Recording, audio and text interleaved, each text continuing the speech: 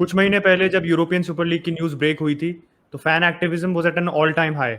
Fans protest कर रहे थे, इंग्लैंड मोस्ट नोटेबली। हर जगह अप्रोर हो रखा था, फैन्स बहुत डिसअपॉइंटेड थे और फैन्स का पावर हमारे को एक तरीके से पहली बार रियलाइज़ हुई थी in football, that fans can do so much despite having so little. Club जो बनता है वो अपने फैन से बनता है। तो हमने सोचा कि इंडिया में फैन कल्चर काफ़ी हाई है, बंगाल में आपको पता ही है कोलकाता डर्बी होती है। Even after the Indian super league fan culture Indian football में काफ़ी उभर के आया है। एंड क्या उससे हम कुछ चेंजेस ला सकते हैं? क्या उसको क्लब की ओनरशिप में इम्प्लीमेंट कर सकते हैं? ऐसे क्वेश्चंस हमारे दिमाग में आए, तो हमने सोचा एक वीडियो बनाते हैं जिसमें वी डिस्कस कि what fan ownership is, can it be implemented in India, and उसके प्रोज एंड कॉन्स क्या है। तो शुरू करते हैं।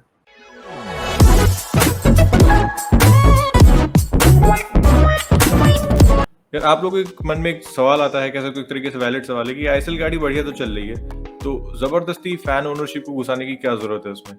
एक ये बात तुमने यार पिछले वीडियो में की ही थी कि आईएसएल का जो भी मॉडल है that's not very viable, team को लॉसेस हो रहे हैं। और पिछले कुछ सालों में यार हमारी 2 टीम रीब्रांड कर दी गई हैं। दिल्ली डायनेमोस आपको पता है उड़ीसा एफसी बन चुकी है, एंड एफसी पुणे सिटी हमारी हैदराबाद एफसी बन चुकी है। तो बहुत अच्छी नाव नहीं चल रही, कुछ टीम के लिए अच्छी चल रही, कुछ टीम के अच्छी नहीं चल रही है। तो अगर थोड़ा सा दिल्ली डायनेमोस पे फोकस करें, क्योंकि नॉर्थ इंडिया में कोई रिप्रेजेंटेशन नहीं रह गई आईएसएल में, मतलब उनका रिकॉर्ड देखो तो ठीक है, was not very bad, not the best. 2 bar semifinal पहुंचे तो भाई वो लोग, अगर पिछले 2 सालों में देखो तो बॉटम 3 में फिनिश कर रहे थे। Delhi as a city is not very passionate about football. Patches में पीपल हैं जो काफी केयर करते हैं फुटबॉल के बारे में, इंटरेस्टेड है फुटबॉल में, लेकिन ओवरऑल एज अ सिटी जैसा फिरोज शाह कोटला में जो क्राउड देखते हो वो आपको जेएलएन में देखने को नहीं मिलता, दैट इज प्रीटी ऑब्वियस। उसके बाद देखो तो एक तो मुझे लगता है कि एक ये गलती की दिल्ली डायनामोस ने कि उन्होंने जेएलएन को अपना स्टेडियम बना लिया। भाई मुझे लगता है अगर वो अंबेडकर स्टेडियम को अपना स्टेडियम बनाते, आप ये भी आर्गुमेंट कह सकते हो कि अंबेडकर स्टेडियम बहुत छोटा स्टेडियम है, उसके पास उतनी फैसिलिटीज नहीं है, तो वहाँ पे फैसिलिटी प्रोवाइड कर सकते थे, क्योंकि अंबेडकर स्टेडियम हिस्टोरिकली काफी बड़ा स्टेडियम है एज कम्पेयर टू जेएलएन। और अगर आप क्लब एक ग्रो कर रहे हो तो आप पहले एक छोटे स्टेडियम में रहना चाहोगे। If you are getting too big for the stadium तो एक बड़े क्लब में, बड़े स्टेडियम में जाओगे। मतलब कोई भी क्लब यही करता है। अगर आप आर्सेनल का एग्जांपल दो तो पहले हाइब्री में खेलते थे यार, when Highbury was not big enough stadium for us, then we shifted to Emirates. तो पहले ही आप यहाँ नहीं पहुंच जाते, आप पहले यहाँ से शुरू करते हैं, फिर आप धीरे धीरे यहाँ जाते हैं भाई। तो ये सब काफी गलतियां की उन्होंने। और एक बात और है कि उसमें करप्शन की बातें आ रही थी, मनी लॉन्ड्रिंग की बातें आ रही थी उनके ओनर्स पे। तो उसके बाद उनके ओनर्स ने सोचा लेट्स कट आउट लॉसेस, और जो उड़ीसा में टीम बनाई वो इकोनॉमिकली काफी सस्ती पड़ रही थी, उसको होस्ट करना सस्ता पड़ रहा था कलिंगा स्टेडियम, और जेएलएन में जो ऑपरेटिंग कॉस्ट उन सब में अंतर था, तो उसको रिब्रांड करके उड़ीसा एफसी बना दिया गया। अब अगर आए फैन ओनरशिप की बात करें कि अगर फैन ओनरशिप होती है आईएसएल में तो क्या दिल्ली डायनामोस डिसबैंड होती या फिर क्या पुणे सिटी डिसबैंड होती। तो फैन ओनरशिप होती क्या, आपको पहले वो समझा देता हूँ। जो जर्मनी में आपने काफी सुना होगा, ईएसएल के टाइम तो बहुत ही ज्यादा सुना होगा कि 50+1 रूल चलता आ रहा था। 1963 में जब बुंडेसलीगा शुरू हुई थी हमारी, तो उसमें वहां पे प्राइवेट ओनरशिप अलाउ ही नहीं थी भाई, कोई प्राइवेट बंदा ओन कर ही नहीं सकता था। फुटबॉल क्लब्स एक एसोसिएशन थे और उनको लोग ही ओन करते थे, जो उनका फैन बेस था उनको ही ओन करते थे। लेकिन 1998 में एक चेंज लाया, वो काफी जरूरी था, क्योंकि मॉडर्न डे में अगर आप खाली फैन ओन होंगे तो पैसे नहीं होंगे आपके पास, जर्मन क्लब्स कम्पीट नहीं कर पाते। तो उन्होंने प्राइवेट इन्वेस्टमेंट अलाउ कर दिया। मेरे हिसाब से काफी अच्छा डिसीजन था। और एक उससे भी बेहतर डिसीजन और लिया जर्मन फुटबॉल ने भाई, एंड काफी कमेंडेबल डिसीजन है। अभी तक लोग उसको प्रेज करते हैं कि जर्मनी का जो मॉडल है बहुत अच्छा है। 50%+1 रूल लेके आए, काफी लोग उसको 50+1 बोलते हैं, तो एक्चुअली इट इज 50%+1। तो जो फैंस होते हैं, जो भी क्लब्स हमारे जर्मनी में, उनके जो फैंस हैं वो 50%+1 मोर शेयर होल्ड करते हैं। तो जो वोटिंग राइट्स में जो मेजोरिटी होती है वो फैंस के पास होती है, वो क्लब का जो प्राइवेट इन्वेस्टर है उसके पास नहीं है। 50% शेयर प्लस 1 मोर शेयर हमारे फैंस ओन करेंगे भाई। तो फैंस के पास कह सकते हो पावर ज्यादा है, और ये कह सकते हो बार्सिलोना और मैड्रिड में सोसियोस की जो वोटिंग होती है उसकी तरह नहीं है भाई। This is something very different. सोसियोस खाली क्लब प्रेसिडेंट के लिए वोट करते हैं, उसके अलावा सोसियो के पास ऐसी कोई पावर नहीं होती है। उनको मेंबरशिप पे करनी होती है, और जब वोटिंग होती है आप अगर कोई वोट दोगे उसके अलावा आपका कोई रोल नहीं होता। यहाँ पे काफी एक्टिव रोल है भाई। यहाँ पे आपका टिकट प्राइस कितना होगा उसमें भी डिसाइड करते हो आप, और अगर टिकट प्राइस बढ़ जाता है तो उसके खिलाफ वोट कर सकते हो। जो भी क्लब मेजर डिसीजन लेगा, ट्रांसफर वगैरह छोड़ दो, जो भी ऑपरेटिंग डिसीजन होते हैं क्लब के, उस सब में आप इन्वॉल्व रहोगे। तो this is something very different from being a socio. उसके बाद एक चीज और है German football, before we move on to Indian football, की कुछ एक्सेप्शन हैं। ऐसा नहीं है कि सारे क्लब जो है भाई 50+1 रूल पे चल रहे हैं, कुछ एक्सेप्शन है, और ये काफी सही एक्सेप्शन है। मैं एक्सेप्शन से भी काफी अग्री करता हूँ। ऑल्दो टीम्स लाइक आरबी लीप्जिग ने भाई इसमें लूपहोल्स निकाले हैं, लेकिन जैसे हमारी बायर लेवरकुसन है भाई, वो फुली तरीके से दैट इज मोर, मतलब most of the team is private owned. Wolfsburg है भाई, वो भी प्राइवेट ओन्ड है। तो एक 50+1 रूल में एक जर्मन फुटबॉल ने एक एक्सेप्शन दिया था।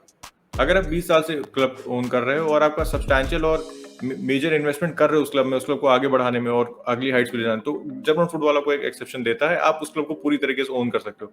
मैं कहूँ काफी सही है। एक बायर लेवरकुसन मैंने पहले ही बताया, क्योंकि वो बायर जो फार्मास्यूटिकल कंपनी थी उसने बनाया था 1908 में क्लब, तो ऑब्वियसली वो तो मतलब 100 साल से ज्यादा हो गए, तो 20 साल तो क्या ही है। और आपका क्या कहते हैं, वुल्सबर्ग है जो फॉक्सवैगन ओन करता है, 1945 में उन्होंने फाउंड किया था क्लब, तो ऑब्वियसली 1945 भाई मैच जिसकी अच्छी वो जोड़ लेना, 75 साल हो चुके हैं, हमारी आजादी के पहले का क्लब है। तो ये दो कह सकते हो क्लब्स हैं, जो हॉफेनहेम एक और है जिसको आप ऐड कर सकते हो। उसके बाद अगर फैन ओनरशिप, तो यार उम्मीद करता हूँ आप लोग को समझ में आ गई हो। अगर फैन ओनरशिप की इंडिया में कह सकते हो अप्लाई करने की बात करें, तो क्या इसमें कह सकते हो खामियां होंगी, क्या फायदे होंगे और क्या मेजर रोड ब्लॉक्स हो सकते हैं हमारे इसको अप्लाई करने में? फैन ओनरशिप की मैं बात करूं in the context of the 50+1 rule, तो जर्मनी में ही एक इतना बड़ा रोड ब्लॉक क्या था जिससे प्राइवेट इन्वेस्टर्स या investors in general why they were not attracted towards investing in German clubs was that आप अपना पैसा कंट्रोल नहीं कर सकते थे कि कहाँ पे इन्वेस्ट हो रहा है। तो अगर मैं इसको एग्जांपल के थ्रू समझाऊं, तो जैसे स्टार्टअप्स होते हैं, स्टार्टअप्स में जो एंजल इन्वेस्टर्स होते हैं वो पहले ही इन्वेस्ट कर देते हैं, चाहे प्रोडक्ट डेवलप हो या ना हो, but the reason they invest is there is a safety net उनके पास कि वो अपने पैसे वापस ला सकते हैं, चाहे वो लॉस पे रिलाई करके हो, चाहे कोर्ट में जाके हो, चाहे कोई भी एक मैकेनिज्म इन प्लेस होता है जिससे in case their investment doesn't work out they can get their money back. तो फैन ओनरशिप में क्या होता है कि there are so many voices and it's difficult to unite all the voices into one common goal. तो अब जैसे बहुत क्लब्स है जर्मनी, जैसे बायर्न है, बायर्न के ओवर 290,000 फैन ओनर्स हैं ऑन पेपर। ऑब्वियसली सारे ओनर्स इतने प्रोएक्टिव नहीं है, only few hundred are proactive and attending the meetings. पर ये बात है कि अगर सारे फैंस एक्टिव हैं, इतने ज्यादा फैंस हैं, तो उनको एक यूनिफॉर्म डिसीजन पे आना बहुत मुश्किल है। एंड इन्वेस्टर्स के लिए वो ऑब्वियसली एक स्टम्बलिंग ब्लॉक है, क्योंकि वो सोचेंगे यार कि मैंने पैसे तो दे दिया, अब कैसे डिसाइड करेंगे ये लोग, इनका इतना हेवायर अप्रोच है कि मेरा पैसा कैसे मेरे को वापस मिलेगा। तो that was a major reason why investors were not investing. तो 1998 में बुंडेसलीगा में एक नया रूल आया था जिसके थ्रू जो इन्वेस्टर्स हैं they could invest their money, but उस पैसे को आप एक अलग कंपनी में एज अ सेटअप कर सकते थे। तो फॉर एग्जांपल जैसे अगर वोल्क्सवैगन इन्वेस्ट करना चाहती है वुल्फ्सबर्ग में, टेक आउट अगर हिस्ट्री पूरी निकाल दो उनकी, तो वो क्या कर सकते थे कि वुल्फ्सबर्ग की एक अलग से कंपनी, जैसे वुल्फ्सबर्ग प्राइवेट लिमिटेड, उन्होंने कंपनी बना दी, उसमें उन्होंने इन्वेस्टमेंट कर दिया अपना, कि जैसे 10 करोड़ उन्होंने इन्वेस्ट कर दिया, उसको आप फुटबॉल डेवलपमेंट में यूज करो, you use it for transfers, you use it for developing the facilities, but that is part of the company, that is not part of the club. Club एक अलग entity था। तो इससे क्या हुआ, एक ओनर्स को एक सिक्योरिटी मिली बेसिकली कि उनका पैसा जहाँ है सुरक्षित है, वो लॉस के अंदर फॉल होता है वो वापस उसे रिकवर कर रखते हैं, जो पहले नहीं था।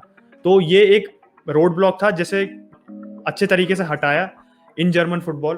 बट अगर इंडिया स्पेसिफिक में बात करूं, इंडिया में क्या प्रॉब्लम्स हैं, why India can not at this moment, आप इतनी सक्सेसफुली, आप मतलब हवा में बात नहीं करनी चाहिए हमें। I know we are talking about fan ownership, but India में क्यों नहीं हो सकता?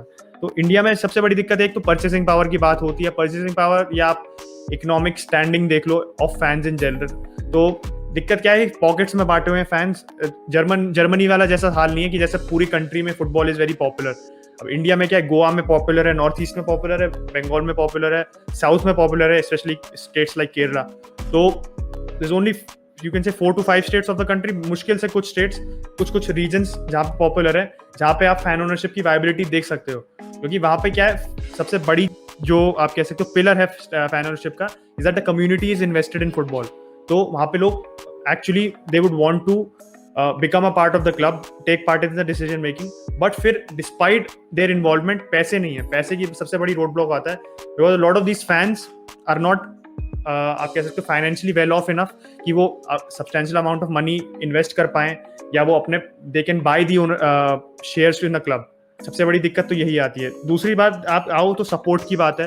अब मैंने ये पहले पॉइंट से भी काफी लिंक्ड है कि सपोर्ट को देखो, पॉकेट्स में बांटा हुआ सपोर्ट, तो केरला में सपोर्ट ज्यादा है, तो केरला में ही है। अब दिक्कत यह है कि आपका सपोर्ट इतना कम है तो आपके उतने फैंस नहीं मोबिलाइज कर पाओगे, plus it's difficult to keep it sustainable. सबसे बड़ी दिक्कत यह है कि आपको सस्टेनेबिलिटी के लिए चाहिए कि फैंस आपके पूरे साल, not for 1 year, for continuous period of time, 20 years 30 years, they are investing themselves into the club.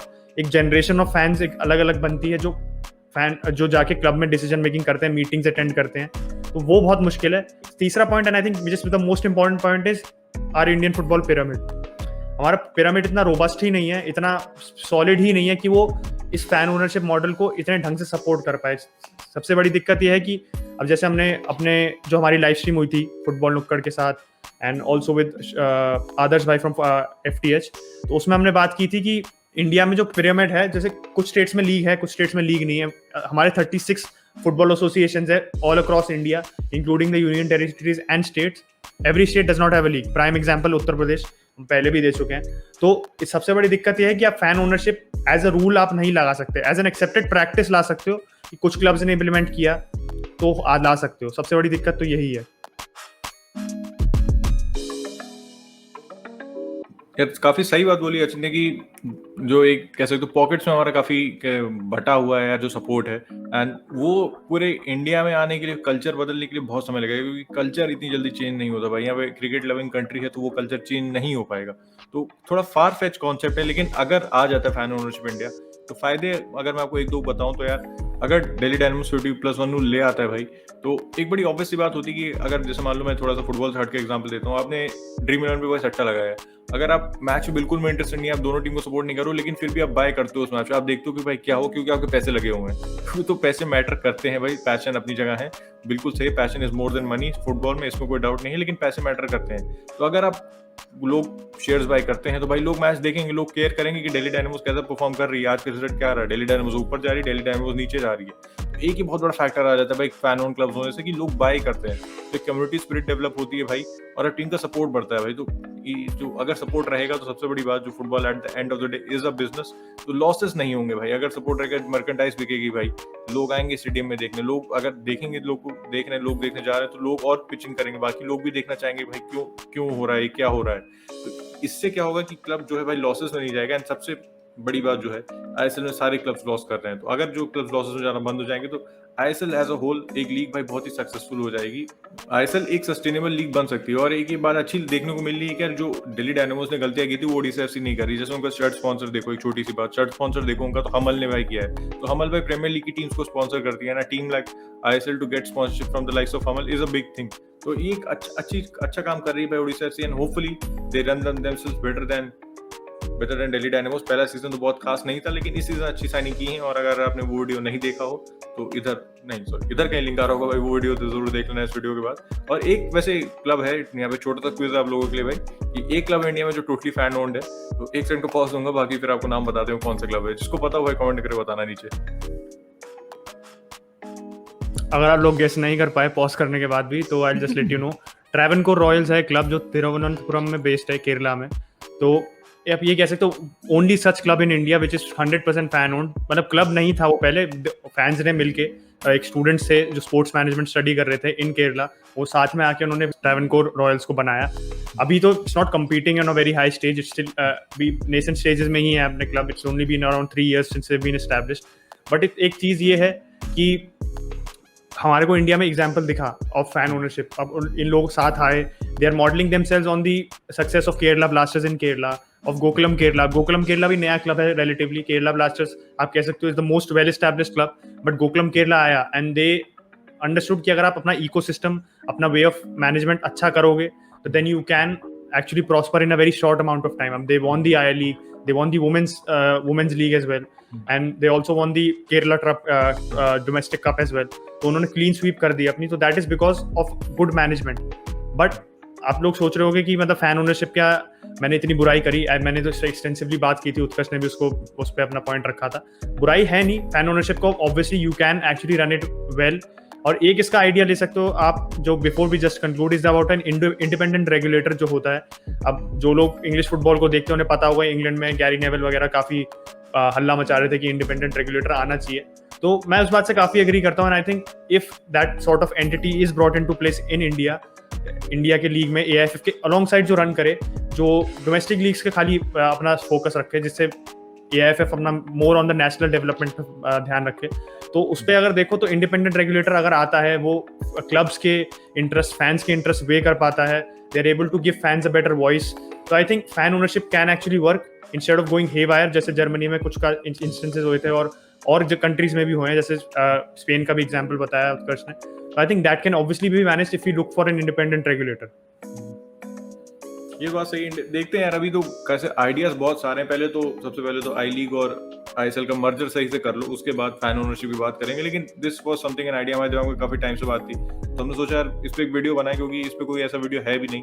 तो आप लोग क्या सोचते हो, अगर फैन ओनरशिप होती है तो क्या अपने क्लब का शेयर खरीदना चाहोगे, या फिर कहीं और अपने पैसे इन्वेस्ट करना चाहोगे? मान लो क्रिप्टो करेंसी में इन्वेस्ट करना चाहते हो, नया नया बहुत चल रहा है, स्टॉक मार्केट में करना चाहते हो, क्लब में भी कर सकते हो। वैसे हम तो कहेंगे अगर फैन ओनरशिप आती तो अपने क्लब को सपोर्ट करो, लेकिन आपका पैसा है तो you know better way to invest.